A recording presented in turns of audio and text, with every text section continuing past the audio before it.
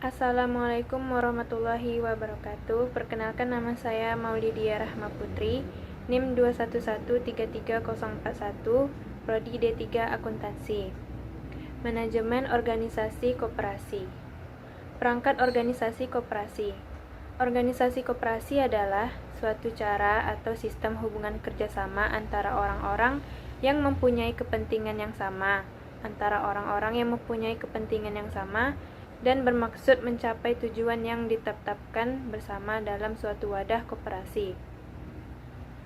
Organisasi koperasi mempunyai tujuan organisasi yang merupakan kumpulan dari tujuan-tujuan individu dari anggotanya. Jadi, tujuan koperasi sedapat mungkin harus mengacu dan memperjuangkan pemuasan tujuan individu anggotanya dalam operasionalnya harus sinkron.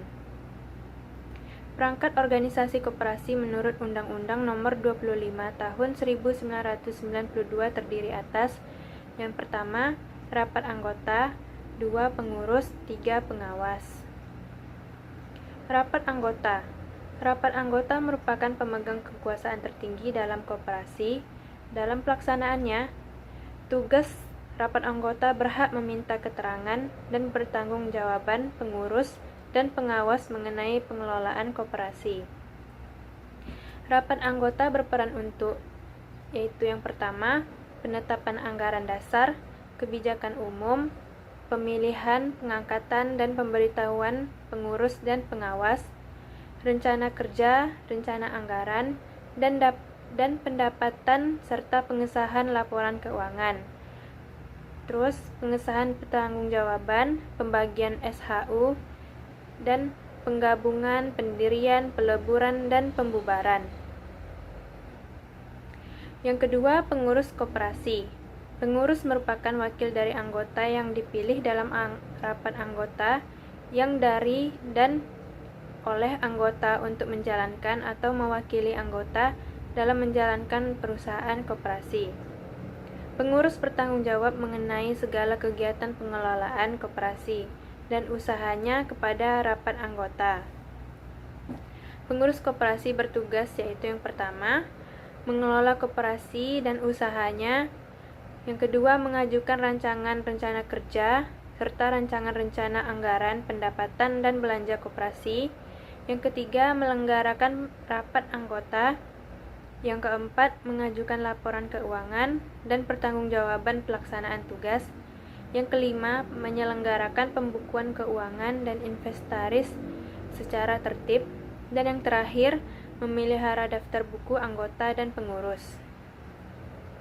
Dalam melaksanakan tugas, maka pengurus berwenang: yang pertama, mewakili koperasi di dalam dan di luar pengadilan; yang kedua, memutuskan penerimaan dan penolakan anggota baru serta pemberhentian anggota sesuai dengan ketentuan dalam anggaran dasar; yang ketiga, melakukan tindakan dan upaya bagi kepentingan dan kemanfaatan koperasi sesuai dengan tanggung jawab dan keputusan rapat anggota. Setelah tahun buku koperasi ditutup, paling lambat 1 bulan sebelum diselenggarakan rapat anggota tahunan, pengurus menyusun laporan tahunan yang ditandatangani oleh semua anggota pengurus. Yang ketiga, pengawas koperasi. Pengawas koperasi bertanggung jawab kepada rapat anggota. Pengawas koperasi bertugas: yang pertama, melakukan pengawasan terhadap pelaksanaan kebijaksanaan dan pengelolaan koperasi; yang kedua, membuat laporan tertulis tentang hasil pengawasannya.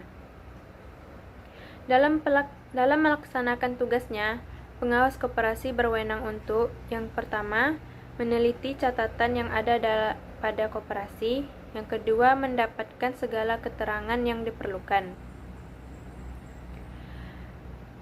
Manajemen koperasi. Manajemen koperasi adalah penerapan ilmu manajemen di koperasi, di mana orang-orang yang diberi wewenang dan tanggung jawab melaksanakan proses perencanaan, pengorganisasian, dan pengendalian sumber daya yang dimiliki oleh koperasi untuk mencapai tujuan koperasi, yaitu meningkatkan kesejahteraan berdasarkan nilai dan prinsip koperasi. Proses manajemen di koperasi dapat digambarkan sebagai berikut. Yang pertama, perencanaan atau planning merupakan fungsi paling utama yang harus dijalankan oleh pihak manajemen koperasi. Sebelum menyusun perencanaan, pengurus dan manajer koperasi harus melakukan identifikasi dan evaluasi terlebih dahulu. Apa yang menjadi target atau sasaran apa saja yang sudah tercapai, kebutuhan pelayanan apa yang diinginkan oleh anggota dan belum dipenuhi oleh koperasi, bagaimana kemampuan permodalan koperasi, termasuk juga situasi persaingan usaha di lingkungan koperasi juga harus diperhitungkan. Adapun langkah-langkah proses perencanaan yang dapat dilakukan oleh pengurus dan manajer koperasi diantaranya, yang pertama, pengurus bersama manajer menyusun rencana strategis dan taktis baik untuk jangka panjang maupun jangka pendek. Yang kedua, pengurus meminta manajer menyusun garis besar program operasional, selanjutnya dibahas bersama dengan pengurus dan pengawas. Yang ketiga, manajer juga membuat anggaran untuk mencapai hasil yang dikehendaki tanpa mengabaikan struktur keuangan yang ada. Yang keempat, berdasarkan rencana yang ada, dibuatlah kebijakan sebagai pedoman seluruh pelaksanaan. Yang kelima, secara bersama menetapkan kebijakan personalia, karyawan usaha, keuangan, dan anggota guna mencapai tujuan yang telah ditetapkan. Yang terakhir, pengurus membuat rencana penerimaan dan belanja koperasi atau disebut RAPBK. Rencana yang telah disusun dan RAPBK disampaikan dalam rapat anggota untuk dibahas dan mendapatkan pengesahan. Yang kedua, pengorganisasian atau organizing. Pengorganisasian merupakan perancangan dan pemeliharaan sistem peran atau proses pengaturan dan pengalokasian kerja, wewenang dan sumber daya di kalangan anggota organisasi dalam upaya mencapai tujuan organisasi secara efektif dan efisien. Faktor penting dalam proses pengorganisasian di koperasi yaitu yang pertama, pembagian tugas atau division of work. Yang kedua, departementasi. Yang ketiga, rentan manajemen atau kendali atau span of control yang terdiri dari yang pertama, kompetensi dari pengurus, pengawas, dan pengelola, kompetensi dari bawahan, staff. Yang ketiga, derajat variasi pekerjaan. Yang keempat, pendelegasian wewenang atau delegation of authority. Yang ketiga, actuating dan leadership, yaitu merupakan suatu proses menggerakkan dan menjalankan organisasi agar orang-orang yang diberi tugas, wewenang, dan tanggung jawab dapat bekerja menjalankan tugas untuk mencapai tujuan organisasi yang telah ditetapkan. Fungsi penting dari actuating dan leadership adalah yang pertama, mengarahkan atau directing yang terdiri dari perintah seperti perintah tertulis dan perintah tugas. Yang kedua, disiplin, partisipasi. Dan fungsi lainnya yaitu komunikasi, baik secara formal, informal, vertikal, horizontal. Yang keempat, pengawasan atau controlling. Pengawasan adalah suatu proses untuk menetapkan pekerjaan apa yang sudah dilaksanakan, menilainya dan mengoreksinya dengan maksud agar pelaksanaan pekerjaan sesuai dengan rencana yang telah ditetapkan. Jenis pengawasan yaitu ada dua, pengawasan preventif, pengawasan korektif.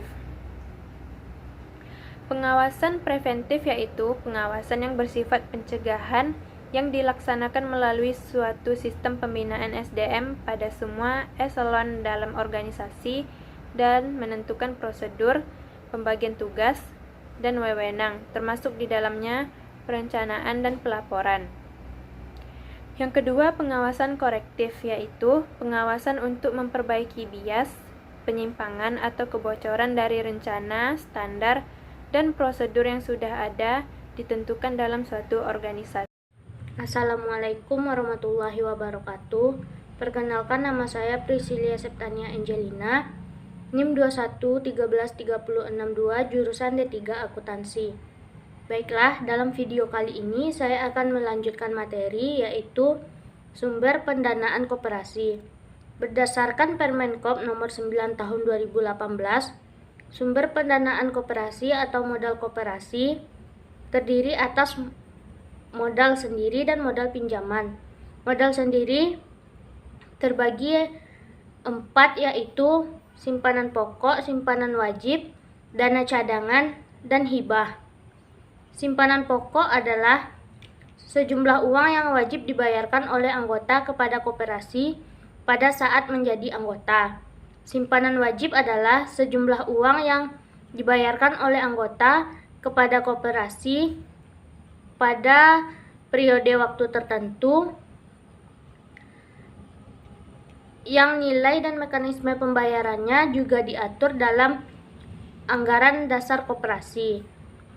Selanjutnya, dana cadangan adalah sejumlah uang yang terdiri atas penyisihan sisa hasil usaha.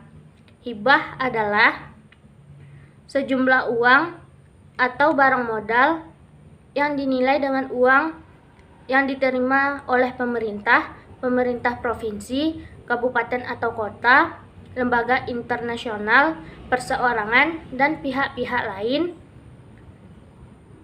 yang bersifat hibah dan tidak meningkat.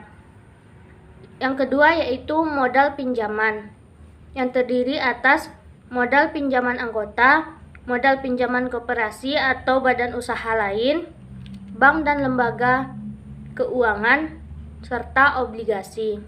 Materi selanjutnya yaitu proses pendirian koperasi.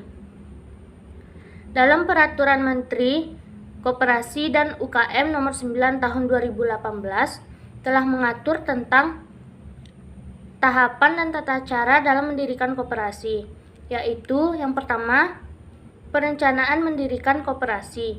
Yang kedua, penyampaian seluruh rencana dan konsultasi ke daerah pusat serta dinas.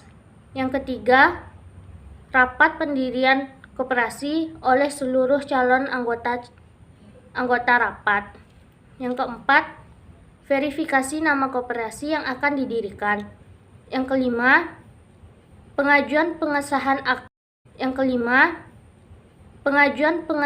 akta mendirikan koperasi. Yang keenam, verifikasi dokumen permohonan pendirian koperasi. Syarat-syarat pendirian koperasi. Yang pertama yaitu koperasi harus memiliki sejumlah anggota. Anggota harus terdiri dari warga Indonesia. Kedua, koperasi harus memiliki AD dan ART. Dalam melakukan kegiatan, tiap organisasi harus memiliki pedoman dan tata cara bagaimana mencapai tujuan yang telah ditentukan, di mana tempat dan daerah kerja koperasi, apa asas, tujuan, dan usahanya itu semua terdapat dalam AD dan ART. Ketiga, koperasi harus memiliki pengurus. Setiap organisasi, termasuk organisasi ekonomi, baik sektor negara, swasta, maupun koperasi, harus mempunyai pengurus dengan ketentuannya masing-masing.